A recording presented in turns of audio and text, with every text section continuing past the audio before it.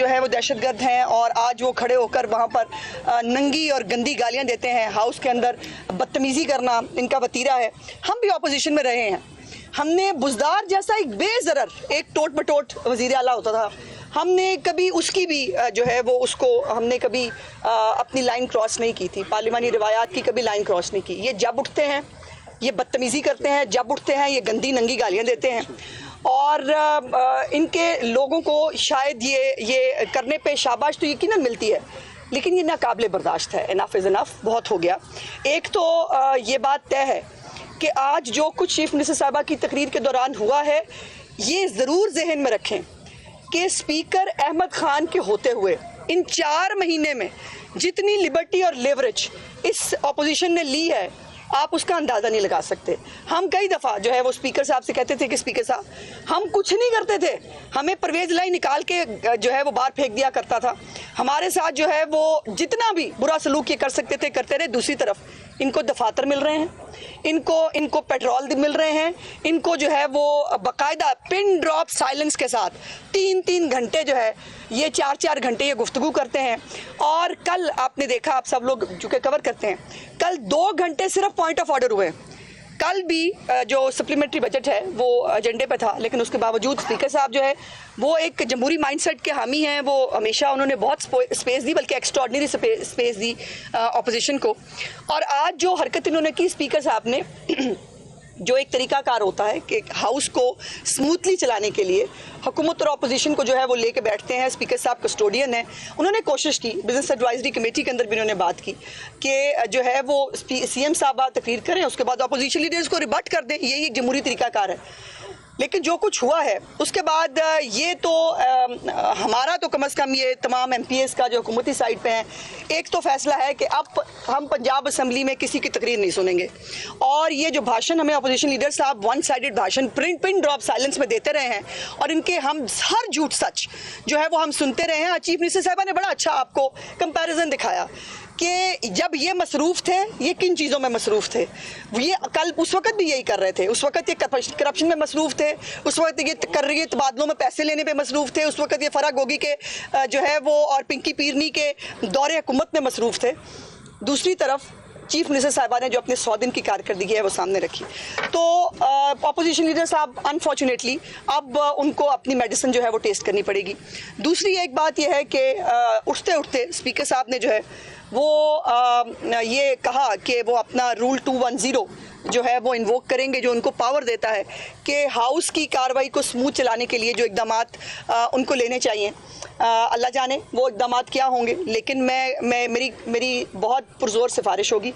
मैं स्पीकर साहब से गुजारिश करूँगी कि स्पीकर साहब को इस हाउस को जो है, बहुत अच्छी बात है उन्होंने अपोजिशन को बहुत लीवरेज दिया, बहुत अच्छी बात है वो जमहूरी माइंडसेट के हामी है, बहुत अच्छी बात है वो सबको साथ लेके चलना चाहते हैं, लेकिन अपोजिशन को वो साथ ज़्यादा लेके चले हैं। 4 महीने में हमने 1 साइडेड गालियाँ खाई हैं और ऐसी गंदी और नंगी गालियाँ ये निकालते हैं। मरियम के पापा के बारे में बात करते तो टेरियन के पापा के बारे में तो बात होगी और वो बात हमें करनी पड़ेगी।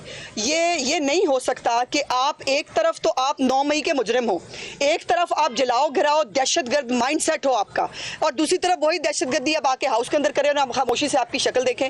ये इनफ इज़ इनफ। अब मुझे उम्मीद है और इंतज़ार है कि स्पीकर साहब ने जो कहा है कि रूल 210 जो है वो इन्वोक करेंगे, जो ऑर्डरली बिहेवियर है, जो इनका एक तो ट्रैक रिकॉर्ड है और जो बिहेवियर आज पंजाब असम्बली के अंदर हुआ है उसके ऊपर स्पीकर साहब के फैसले का हमें भी इंतज़ार रहेगा। लेकिन ये बात तो तय है कि हुकूमत और अपोजिशन दोनों गाड़ी के पहिए होते हैं।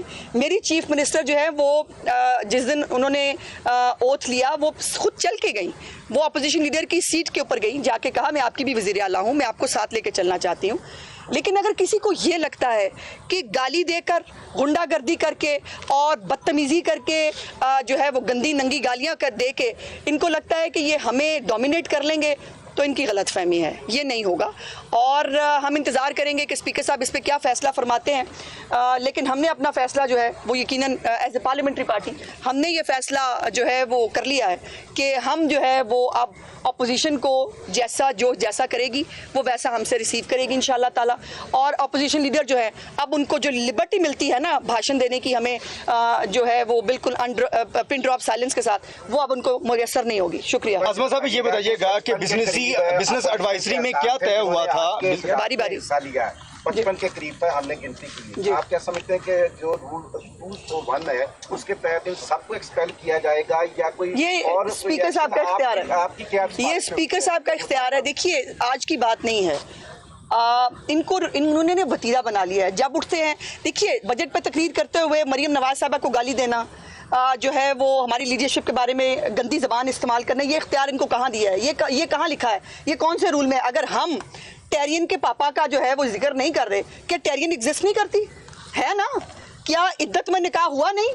लेकिन हम नहीं करते, चूँकि हम समझते हैं कि एक लाइन रहनी चाहिए। बट अगर इनको लाइन क्रॉस करने का शौक है तो भाई ये बाजू हमारे आजमाए हुए हैं, फिर बता देंगे इनको। बिजनेस एडवाइजरी में क्या तय हुआ था? आज वज़ीर आला ने भी खिताब करना था, उसके बाद अपोजिशन लीडर का भी था, और ये बात करते हैं कि अगर ऐवान का माहौल, आपने कहा कि अब अपोजिशन भी ध्यान से तकरीर करें, और अगर हुकूमती रहनुमा अगर माहौल ख़राब करेंगे तो क्या उन पर नहीं, हम माहौल ही ख़राब करेंगे, हम अब टिट फॉर टैट करेंगे।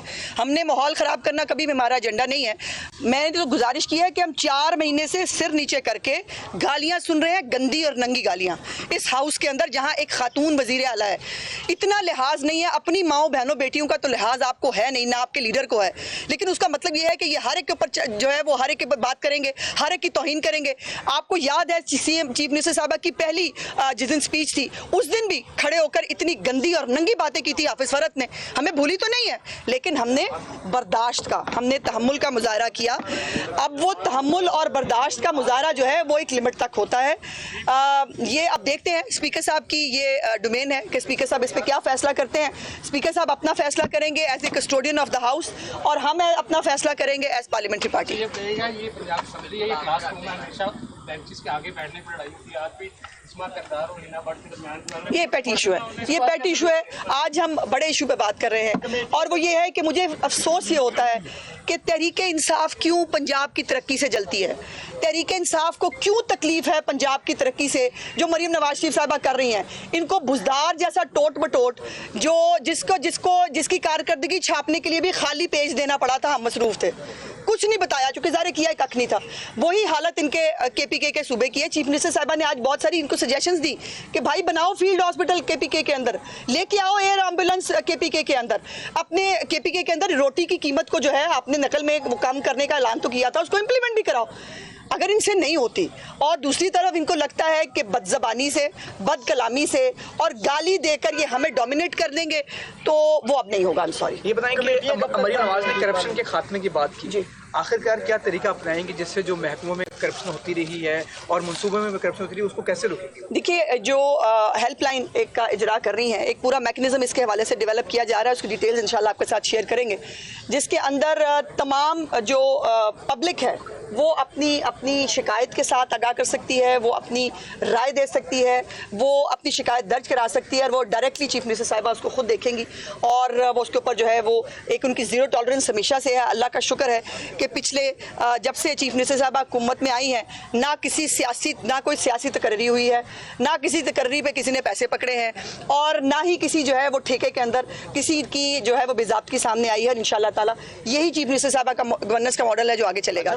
पंजाब ने किसानों की बात की तो कुछ लोग जो हैं वो किसानों को उकसा रहे, तो एक बेहतरीन पैकेज भी दिया, उसके बारे में क्या?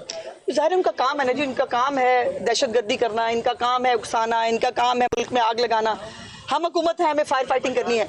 लेकिन जो मैंने गुजारिश की कि हाउस जो है वो दोनों चलाते हैं, हुकूमत और अपोजिशन। ये नहीं हो सकता कि आप कहने को 103 हैं लेकिन आप 250 लोगों को जो है वो आप वो सुपरसीड कर देंगे और 250 लोगों को जो है वो आप डोमिनेट करेंगे, ये तो नहीं होगा। Thank you. ये बताइएगा, पंजाब असेंबली के ऐवान में जो ब्यूरोक्रेसी है वो अक्सर गैर हाजिर है, हुकूमत की जानब से भी और अपोजिशन अरकान असेंबली की जानब से भी मुसलसल इस बात को पॉइंट आउट भी किया जाता है, लेकिन जिस टॉपिक पर बहस की जाती है उसके जो जो सेक्रेटरी है वो यहाँ पर मौजूद ही नहीं होते, जिसका बार बार गिला किया जा रहा है। इस पर 4 माह से अब तक कंट्रोल नहीं किया जा सका। कल के इजलास में भी इस बात को बहुत ज्यादा हुकूमत और अपोजिशन दोनों अरकान की तरफ से पॉइंट आउट किया गया। इसके बारे में क्या कहेंगे? नहीं बिल्कुल होना चाहिए जी। इसमें कोई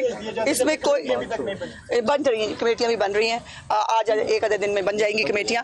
ये जो बिल्कुल सेक्रेटरीज हजरात को अपने क्वेश्चन आवर के ऊपर या जो भी उनका एजेंडा है, जो उनका हाउस के अंदर उनका दिन होता है, उसमें इनको पेश होना चाहिए और इसको इंशाल्लाह मेक श्योर कराएंगे। Thank you.